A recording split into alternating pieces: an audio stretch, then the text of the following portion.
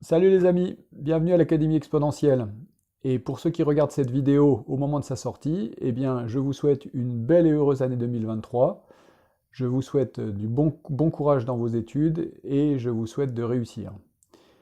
Aujourd'hui, nous allons faire une pause dans nos calculs d'intégrale que nous avons commencé il y a plusieurs semaines parce que l'un d'entre vous m'a demandé de détailler le calcul de la somme des cas au carré.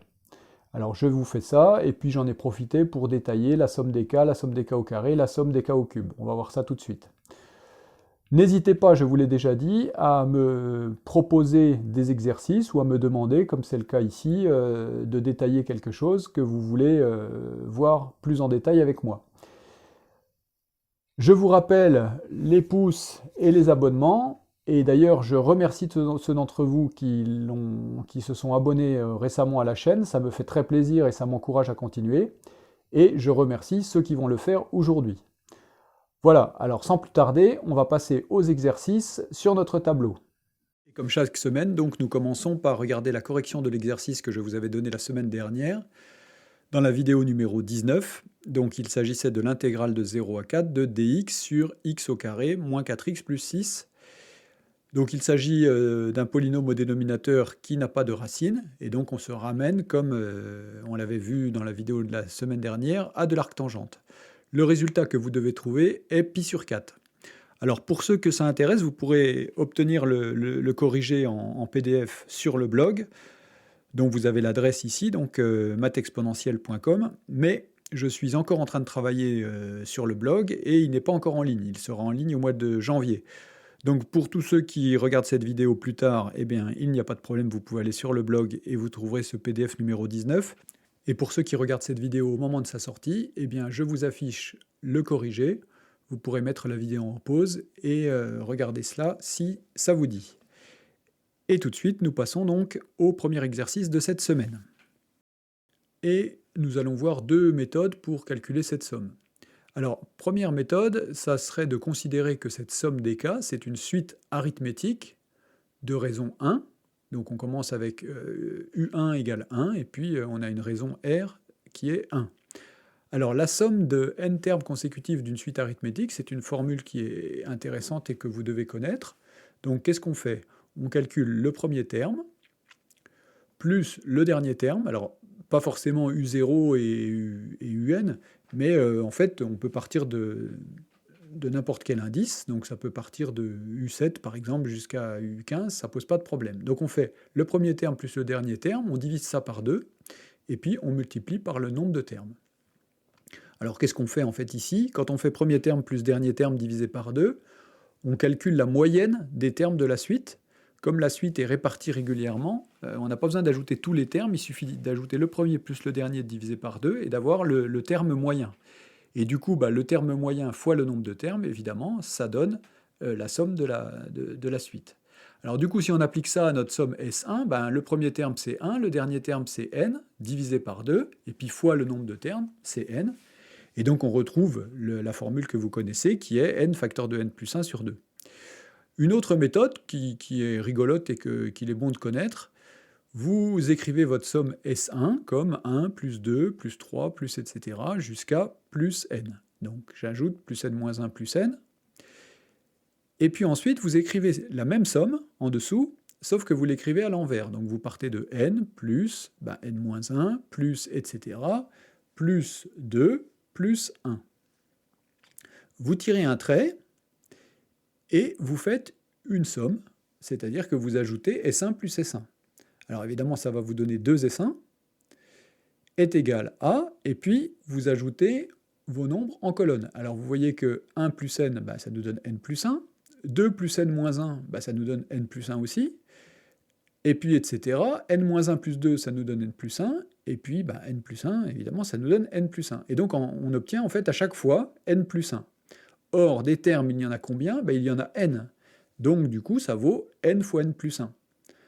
Alors ensuite, il suffit de diviser par 2, et on retrouve la formule bien connue qui dit que S1 est égal à n facteur de n plus 1 sur 2.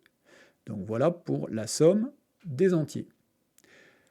Alors, nous allons passer maintenant à la somme des carrés, qui est celle que l'un d'entre vous m'a demandé sur la chaîne.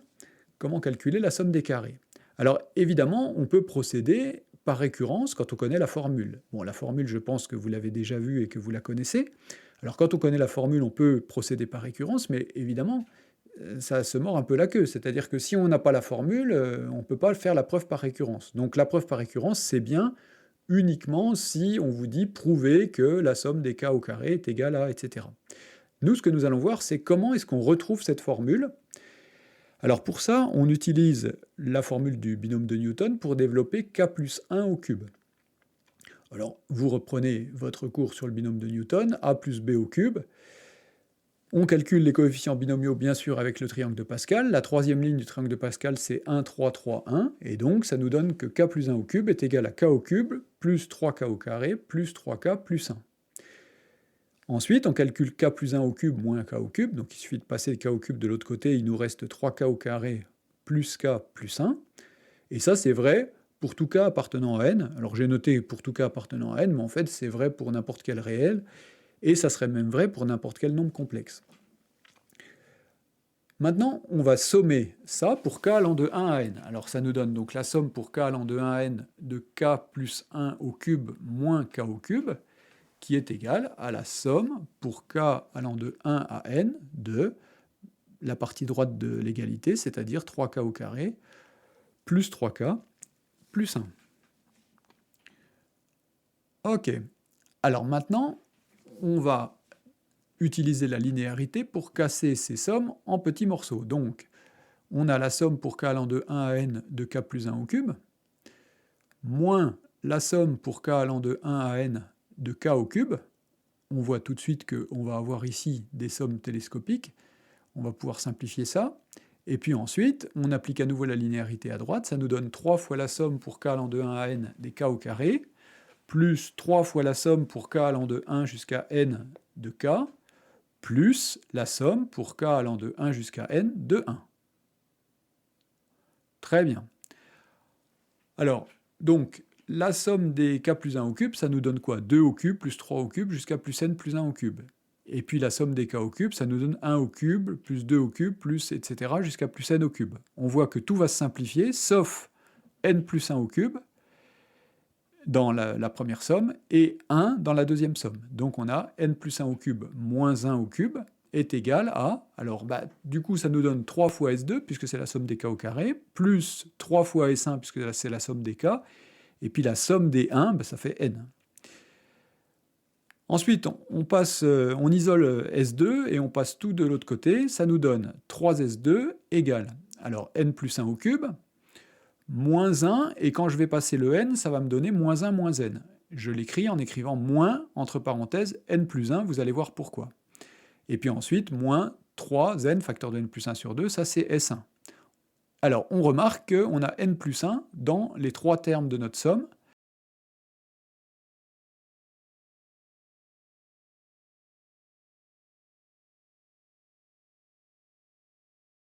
On va pouvoir mettre n plus 1 en facteur. Donc, ça nous donne 3s2 est égal à n plus 1 facteur 2. Alors, pour commencer, n plus 1 au carré, pour reconstituer n plus 1 au cube, moins 1 pour reconstituer moins n plus 1, et puis plus 3n sur 2 pour reconstituer 3n facteur de n plus 1 sur 2. Très bien. Il nous suffit maintenant de simplifier notre crochet. Ça nous donne n plus 1, facteur de n au carré plus 2n plus 1, ça on développe le carré. Alors plus 1 moins 1, ça simplifie, donc il nous reste juste n au carré plus 2n, moins 3 demi de n.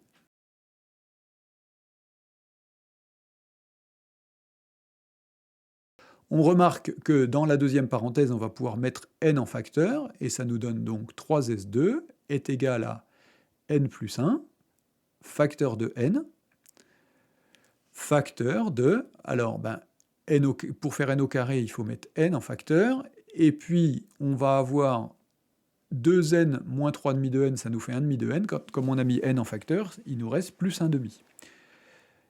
Ça nous donne n plus 1 facteur de n, facteur de 2n plus 1, le tout sur 2. Alors, je vais faire un peu de place, je vais pousser un peu mon tableau vers le haut. Donc on remet ça dans l'ordre, n facteur de n plus 1, facteur de 2n plus 1, et on peut mettre tout ça sur 2.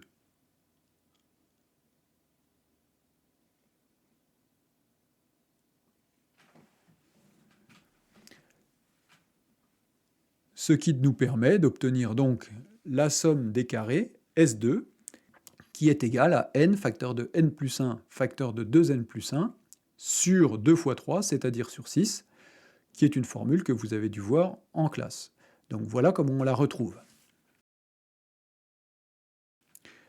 Et nous allons passer maintenant à la suite, c'est-à-dire à la somme des k au cube. Alors c'est exactement le même principe, on veut faire la somme des k au cube. Pareil, vous avez sans doute vu, au moins en exercice en classe, comment on fait cette somme, comment on calcule cette somme, quelle est la formule. Et on peut prouver, comme tout à l'heure, cette formule facilement par récurrence, mais quand on n'a pas la formule, comment est-ce qu'on la retrouve? Donc, il faut comprendre que c'est le même principe. Cette fois, on va développer non plus k plus 1 au cube, mais k plus 1 à la puissance 4, en utilisant la quatrième ligne du triangle de Pascal. Donc les coefficients, c'est 1, 4, 6, 4 et 1. Ce qui nous donne k plus 1 puissance 4 est égal à k puissance 4 plus 4k au cube plus 6k au carré plus 4k plus 1. Et donc, pour tout k appartenant à n, en fait, comme je vous l'ai dit tout à l'heure, pour tout k appartenant à C, ça serait très bien aussi, on a k plus 1 à la puissance 4 moins k à la puissance 4, qui est égal à 4k au cube plus 6k au carré plus 4k plus 1. Et vous avez compris le principe, on va refaire la même chose que tout à l'heure, on va faire la somme pour k allant de 1 à n de tout ça. Donc, somme pour k allant de 1 à n de k plus 1 puissance 4 moins k puissance 4 est égal à, alors de l'autre côté on fait la somme aussi, ça nous donne la somme pour k allant de 1 jusqu'à n de 4k au cube plus 6k au carré plus 4k plus 1. Comme tout à l'heure, on décompose ça par linéarité. Alors, on comprend à nouveau qu'on va avoir une somme télescopique, je ne vous fais pas le détail, c'est exactement la même chose que tout à l'heure. Il va nous rester donc le dernier terme de la première somme, donc n plus 1 puissance 4, moins le premier terme de la première somme, c'est-à-dire moins 1 à la puissance 4. Et puis quand on va détailler, on va avoir 4 sommes des k au cube, c'est-à-dire 4s3, plus 6 sommes des k au carré, c'est-à-dire 6s2, plus 4 sommes des k, c'est-à-dire plus 4s1, et puis plus somme des 1, qui va nous donner plus n. Comme tout à l'heure, on isole 4s3, et on passe tout le reste de l'autre côté. On rassemble le moins 1 et le moins n pour faire moins, entre parenthèses, n plus 1, et donc on a n plus 1 puissance 4, moins n plus 1, moins n facteur de n plus 1 sur facteur de 2n plus 1. Alors normalement c'est sur 6, mais comme on a 6 en facteur, les 6 se simplifient.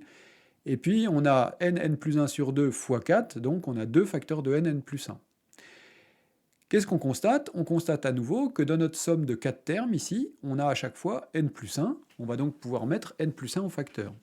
Ça nous donne n plus 1 donc, facteur de n plus 1 au cube pour faire n plus 1 puissance 4, moins 1 pour faire moins n plus 1, et puis moins n, facteur de 2n plus 1 pour le troisième terme, et moins 2n pour le dernier terme. Ça nous donne donc que 4s3 est égal à n plus 1 facteur de... Alors qu'est-ce qu'on va faire avec notre parenthèse? On va tout développer. Donc on a n plus 1 au cube, c'est la même formule que tout à l'heure, n au cube plus 3n au carré plus 3n plus 1. Alors plus 1, moins 1, du coup ça va simplifier, je ne l'écris pas, moins 2n au carré, moins n, moins 2n. Donc on a tout développé. Qu'est-ce qu'on va constater? Bien, on constate que les n vont se simplifier puisqu'on a 3n, moins 2n. Donc ça simplifie. Et puis on a 3n au carré moins 2n au carré, il va nous rester n au carré. Donc ça nous fait n plus 1, facteur de n au cube, plus n au carré. Et on voit que dans cette deuxième parenthèse, on va pouvoir factoriser n au carré. Donc ça nous fait n plus 1 facteur de n au carré, facteur de n plus 1. Ce qu'on peut écrire, n au carré, facteur de n plus 1 au carré. On a que S3 est donc égal à n au carré, facteur de n plus 1 au carré, sur, et comme on est en carré, on va mettre le 4 en carré aussi, c'est-à-dire 2 au carré. Et maintenant, on applique une formule de collège bien connue qui vous dit que a au carré fois b au carré, c'est a fois b entre parenthèses au carré. Donc on met tout ça dans un grand carré, n plus 1 sur 2, le tout au carré. Et qu'est-ce qu'on constate? C'est qu'en fait, S3, la somme des cubes, bah, c'est le carré de S1, c'est-à-dire le carré de la somme des cas. Une des beautés des formules mathématiques. Voilà, alors pour la semaine prochaine, si vous voulez vous entraîner, je vous propose de faire le calcul de S4. Donc S4, même chose, la somme pour k allant de 1 jusqu'à n de k à la puissance 4. Alors, vous exprimerez S4 sous la forme S2 fois un polynôme de degré 2 en n. Vous allez voir que vous pouvez faire ça. En particulier, ça vous montre que vous allez pouvoir factoriser par 2n plus 1. Alors, évidemment, vous allez développer pour ça k plus 1 à la puissance 5. Bon, je pense que ça ne vous pose pas de problème.